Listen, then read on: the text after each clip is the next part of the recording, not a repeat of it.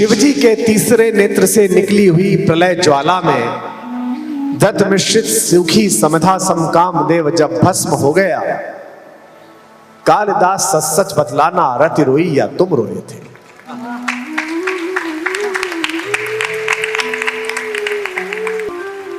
लेकिन कामदेव जब देह में ना रहे तो रति ने, उनकी पत्नी ने शंकर जी से कहा कि मेरा क्या दोष था, मेरे पति का क्या दोष था। वो तो ऑफिशियल ड्यूटी पर था, उनको तो देवताओं ने कहा था करके आओ, आपने उन्हें मार दिया। भगवान ने कहा हाँ बात तो सही है, तो फिर ऐसा करते हैं, मैं इसे जीवित तो नहीं कर सकता, पर मैं इसे अशरीरी भाव के साथ जीवित कर दूंगा। जब तक प्रकृति चलेगी तेरा पति हर मनुष्य के अंदर, हर जीव जंतु के अंदर विद्यमान रहेगा। कितना बड़ा वरदान कामदेव को मिला, कितना बड़ा वरदान। लड़कियां प्रेम करें, लड़के प्रेम करें, इसमें क्या गलत बात है। लेकिन कोई बिटिया प्रेम के आवेग में माता पिता की सलाह, बड़ों की समझाइश दरकिनार करके 35 टुकड़ों में बरामद हो, तो ये तो प्रेम का अपमान है।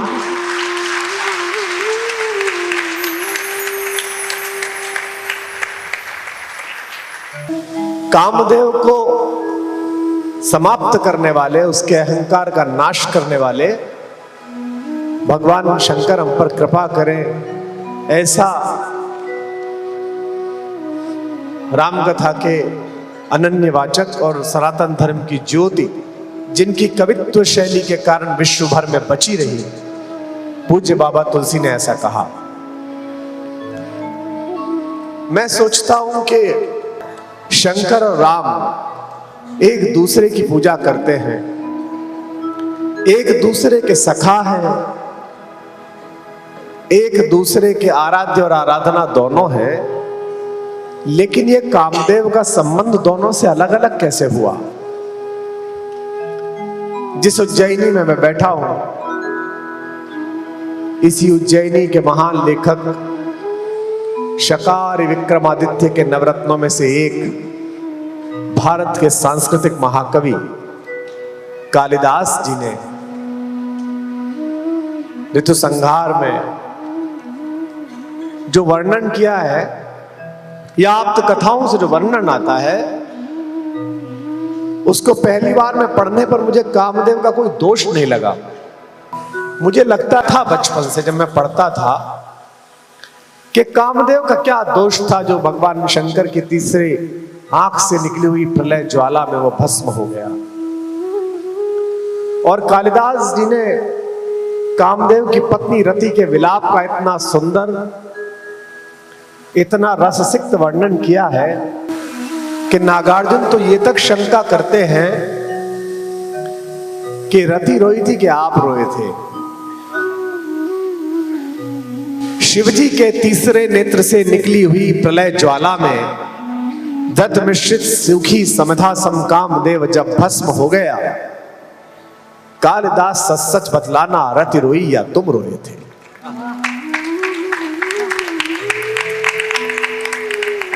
आपने पढ़ी होगी यह कविता। वर्षा ऋतु की स्निग्ध भूमि का प्रथम दिवस आषाढ़ मास का, देख गगन में श्याम घनघटा, विदुर यक्ष का मन जब मचला, चित्रकूट के सुबह शिखर पर। बहुत अच्छी कविता है, मुझे बड़ी प्रिय भी है।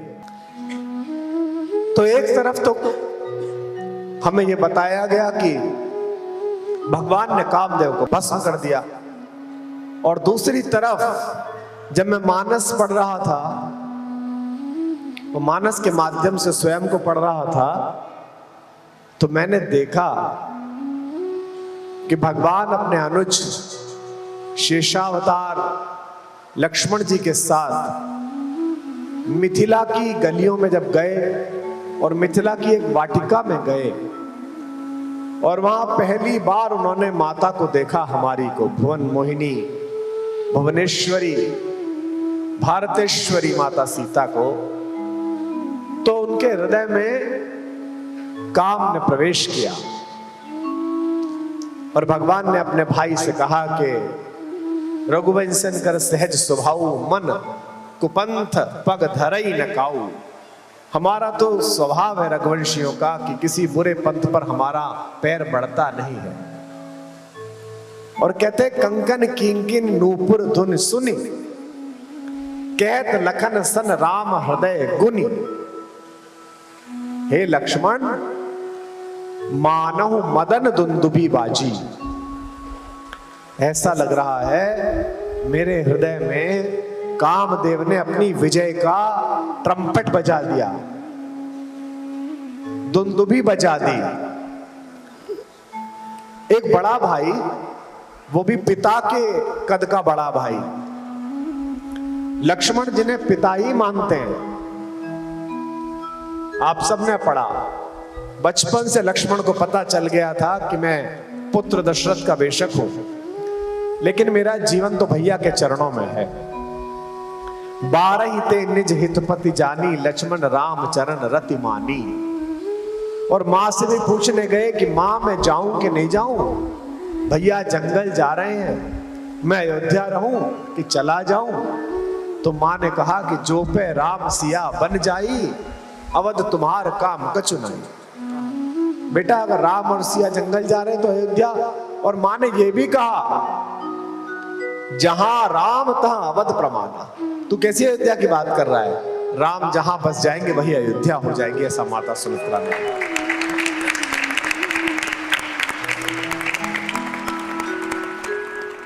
फिर अपने इतने छोटे भाई से जो बेटे जैसा है, उससे प्रेम की बात करना कि जिन सपने हूं परिनार नहेरी, उनके मन में मदन की दुंदुभी बज गई। और शंकर जी के तीसरे नेत्र से निकली हुई प्रलय ज्वाला में कामदेव भस्म हो गए। कामदेव का कोई दोष नहीं था। माता सती के दक्ष प्रजापति के हवन कुंड में स्वयं को होम करने के उपरांत पूरी पृथ्वी में दग्ध हृदय लिए घूमने वाले शंकर को जब देवताओं ने सम्मिलित रूप से शांत होने की प्रार्थना की, तो त्रयाक्ष भगवान ने कैलाश पर्वत पर अपनी धूनी जमाई और वे साधना में लग गए। इस बीच एक प्रसंग और आया कि सती जब दोबारा जन्म लेकर पर्वत के घर पैदा हुई, पर्वत राज के, उन्हें तो शंकर से विवाह करना ही था, तपस्या करने लगी। बाद में तपस्या जब दृढ़ होती चली गई तो एक पत्ते पर जीवित रहने लगी, अपर्णा कहलाई। शंकर ने समझाने के लिए सप्तऋषि भेजे भगवान ने। उन्होंने सप्तऋषि के साथ ऐसा शास्त्रार्थ किया कि सारे ऋषि चक्कर गिन्नियों के वापस लौटाए कि भाई ये नहीं मान सकते। अंत में भगवान के मन में आया कि देखूं तो सही कौन है और इतनी जिद पर है। भगवान उठे, जैसे थे वैसे ही चल दिए। शंकर इसीलिए एक साम्य के समाज के देवता हैं कि उनको कोई आभूषण नहीं लगता। जिस चिता की भस्म को अंतिम यात्रा का प्रतीक माना जाए, उसे वो अपने दिव्य ललाट पर शोभित कर लेते हैं। और उनकी भस्म को दुर्वासा अपने माथे पर लगाकर नरक गए थे देखने के लिए। कुंड में झांका, कुंभी पाक नरक में अचानक स्वर्ग पैदा हो गया। यमराज ने पूछा ये कैसे हुआ? दुर्वासा हंसने लगे, बोले समझ गया कैसे हुआ। ये मेरे माथे पर मेरे शंकर की भस्म लगी हुई थी, मैंने झांका, ये थोड़ी झर गई नीचे, तो कुंभी पाक नरक भी स्वर्ग में बदला। मुझे आप लोगों के सौभाग्य से ईर्ष्या होती है कि आप ऐसे शहर में रहते हैं कि जिस भस्म के कुंभी पाक नरक के कुंड में पड़ जाने मात्र से नरक स्वर्ग में बदल जाता हो। आप उसी शंकर की भस्म रोज धारण करें।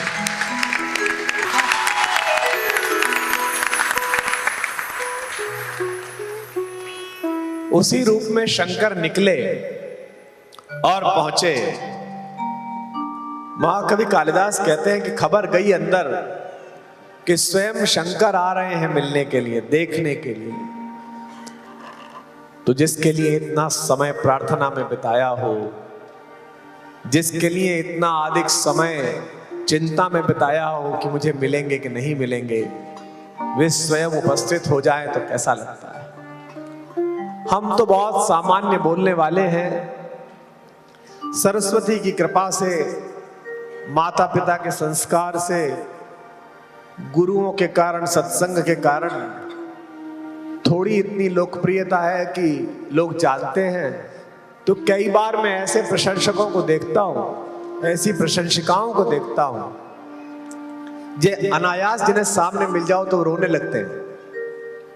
वो बच्चियां रोने लगती हैं, फिर उनसे गले लगकर उन्हें कंधे से लगाकर शांत करना पड़ता है, क्योंकि वो बहुत दिन से आपकी प्रतीक्षा कर रहे होते हैं कि कभी मैं देखूंगी। हम तो मनुष्य हैं, सामान्य इच्छाओं से घिरे हुए, वासनाओं से घिरे हुए। परमात्मा स्वयं जिसके द्वार पहुंचा होगा, उसकी क्या हालत हुई होगी, चाहे वे स्वयं आद्य चेतना शक्ति पार्वती क्यों ना हो। महाकवि लिखते हैं कि मार्गा चला व्यतिकरा कुलतैव सिंधु। यहां संस्कृत के विद्वान बैठे हैं। जैसे पहाड़ से उतरती हुई गंगा पूरे वेग से नीचे आ रही हो, सीढ़ियों से उतरती हुई पार्वती आई और सीढ़ी के ठीक नीचे शंकर मिल गए। विशालकाय शरीर, कोमलांगी हमारी माता, जो व्रत के कारण वैसे भी कृशकाय हो चुकी थी, शंकर के सामने पहुंची। उज्जैनी के कवि, विश्व के सांस्कृतिक महाकवि कालिदास ने लिखा, मार्गा चला व्यतिकरा कुलितैव सिंधु। जैसे ऊपर से उतरती हुई गंगा के सामने अचानक कोई विशाल हिमालय का टुकड़ा आ जाए। शैलाधिराज तनया न ययौ न तस्थौ, न आगे जा सकती थी न पीछे जा सकती थी। आप सबको पता है कि विवाह हुआ, शंकर का विवाह भारत में बारातों की पहली परंपरा है। उससे पहले बारात नहीं निकली थी। पहली बार शंकर बारात लेकर गए और एक नया मानक हमारे भगवान ने तय कर दिया कि जब बारात के लिए जाएं तो जो ऋषभ के ऊपर बैठा है दूल्हा, घोड़े के ऊपर जो बैठा है, उसके अलावा नीचे जितने हैं सब बराबर हैं, चाहे फूफा हो चाहे चाचा हो, सब समान हैं, एक जैसे हैं। इसीलिए कई बार अलग तरीके के समूह को शंकर जी की बारात भी कह दिया जाता है। कहता भैया शंकर जी की बारात इकट्ठी कर ली है हमने। तो कई बार ऐसा होता है, भगवान ने पहली बार बारात निकालकर, वर यात्रा निकालकर यह सिद्ध किया कि अगर मंगल के काम के लिए जा रहे हो तो ऊंच नीच नहीं देखनी चाहिए। यह नहीं देखना चाहिए कि किसका पद बड़ा है किसका कद बड़ा है, सबको आना चाहिए। अब विवाह करके शंकर फिर समाधि में बैठ गए, लेकिन देवताओं को तो सेनापति चाहिए था। या तो शंकर मिले या उनके पुरुषार्थ का कोई अंश मिले। देवताओं ने मिलकर कामदेव से कहा कि भाई उनके मन में इच्छा पैदा करो। किसकी? कि वो संतति पैदा कर सके। एको हम बहुश्यामः, मैं एक हूं, बहुत होना चाहता हूं, ये इच्छा पैदा करो। कामदेव डेपुटेशन पे चले गए बेचारे। उनको क्या पता था कहां जा रहा हूं। उन्होंने पहले जाकर वहां वातावरण निर्माण किया। जैसे मेरे आने से पहले हमारी बेटी गा रही थी, हमारा ये छोटा प्यारा बेटा गा रहा था।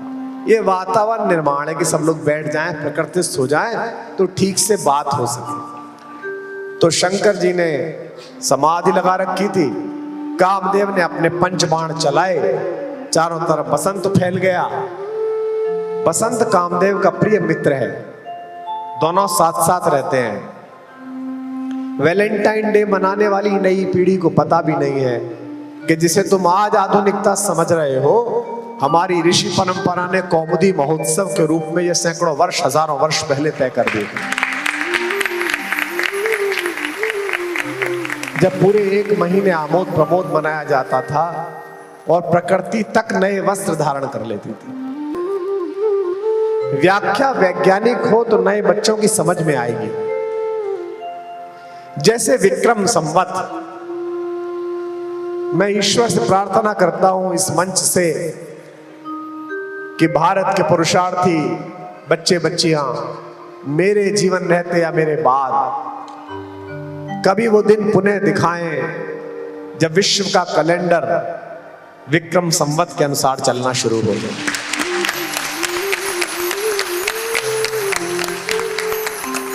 संभवतः आपने मेरे कथन की गंभीरता पकड़ी होगी। मैंने कहा पुनः दिखाएं।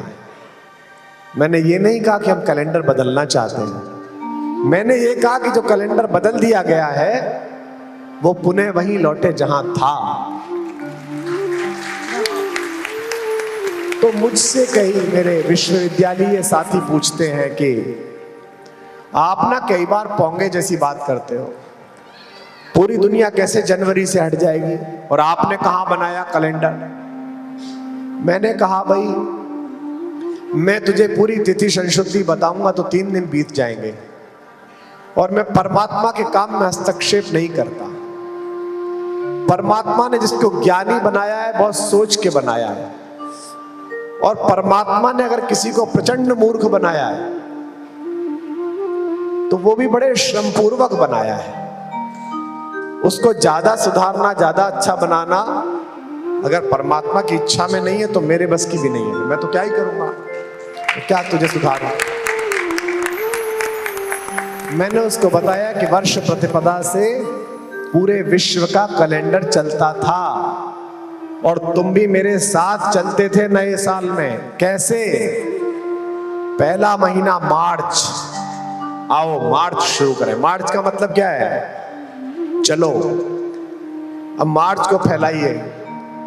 मार्च, अप्रैल, मई, जून, जुलाई, कौन सा महीना आ गया? 7वां। क्या नाम है उसका? सितंबर। सितंबर। इसके बाद महीना आ गया 8वां, अष्टंबर, 8वां महीना। इसके बाद आ गया 9वां, नवंबर। इसके बाद आ गया 10वां, दशंबर। ये पहले से चलते थे, आज की बात नहीं, हजारों वर्षों से ऐसा ही चल रहा था। लेकिन राजनीतिक रूप से, सामरिक रूप से हम परास्त हुए। जो जाति अपना इतिहास आत्ममुग्धता में गलत पढ़ती रहती है उसे इतिहास को भविष्य में सुधारने का अवसर नहीं मिलता। आपको सदैव इतिहास ठीक पढ़ना चाहिए और इतिहास का मतलब ही यह है कि उससे सबक लिया जाए। तो शंकर जागे, शंकर ने देखा कि अचानक बसंत कैसे आ गया, बड़े प्रसन्न हुए। फिर उन्हें पेड़ के पीछे छिपा हुआ कामदेव दिखाई दिया। भगवान को क्रोध आया कि इसकी इतनी हिम्मत कि ये मुझ पर तीर साधे। तो उनकी तीसरी नेत्र से ज्वाला निकली।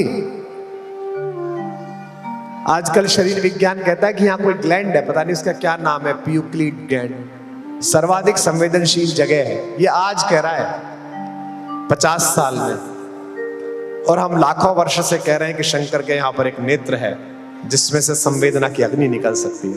तब से कह रहे हैं हम। वो भस्म हो गया। एक कहानी ये हो गई। अंततः भगवान जागे और सेनापति कार्तिकेय का जन्म हुआ। देवासुर संग्राम में देवताओं को विजय मिली। लेकिन कामदेव जब देह में ना रहे तो रति ने, उनकी पत्नी ने शंकर जी से कहा कि मेरा क्या दोष था, मेरे पति का क्या दोष था। वो तो ऑफिशियल ड्यूटी पर था, उनको तो देवताओं ने कहा था करके आओ, आपने उन्हें मार दिया। भगवान ने कहा हाँ बात तो सही है, तो फिर ऐसा करते हैं, मैं इसे जीवित तो नहीं कर सकता पर मैं इसे अशरीरी भाव के साथ जीवित कर दूंगा। जब तक प्रकृति चलेगी तेरा पति हर मनुष्य के अंदर, हर जीव जंतु के अंदर विद्यमान रहेगा। कितना बड़ा वरदान कामदेव को मिला, कितना बड़ा वरदान। लेकिन यही कामदेव जब राम तक पहुंचा, मेरे मर्यादा पुरुषोत्तम तक, तो उनके हृदय में दुंदुभी बजने लगी। बस मैं यही आपको लाना चाहता था। अब आप पहुंच गए जगह पर। क्या अंतर है इन दोनों के बीच? लड़कियां प्रेम करें, लड़के प्रेम करें, इसमें क्या गलत बात है? लेकिन कोई बिटिया प्रेम के आवेग में माता पिता की सलाह, बड़ों की समझाइश दरकिनार करके 35 टुकड़ों में बरामद हो, तो ये तो प्रेम का अपमान है।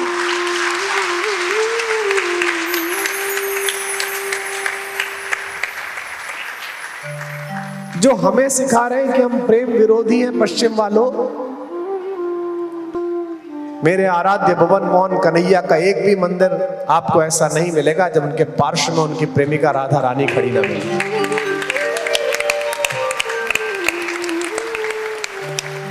प्रेम के खिलाफ कौन है? हम मर्यादा के समर्थन में हैं।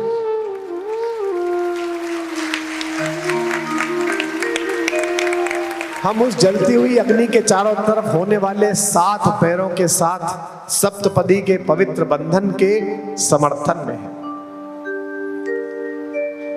इन दो कहानियों का क्या मतलब है? लता ओढ़ तब सकिन लखाए, श्यामल गौर किशोर सुभाए।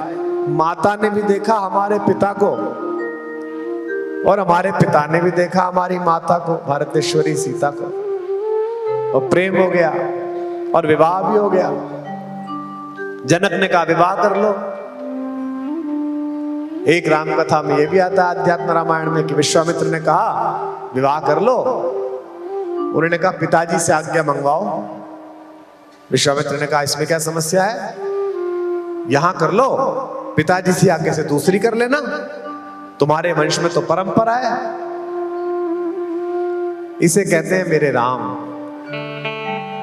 उन्होंने कहा मैं तीनों माओं का समान लाडला हूं, पर मैं सोच सकता हूं मेरी बड़ी मां के बाद जब दूसरी मां आई होगी तो मेरी बड़ी मां के मन में कुछ तो दुख का अंश गया होगा, और इन दोनों माओं की स्थिति में जब छोटी मां आई होंगी तो दुख का और अंश गया होगा। कोई भी परंपरा रही हो, पर ये राम आज ये मर्यादा स्थापित करता है कि मैं विवाह करूंगा तो एक ही और एक पत्नी व्रत जीवन भर पालूंगा।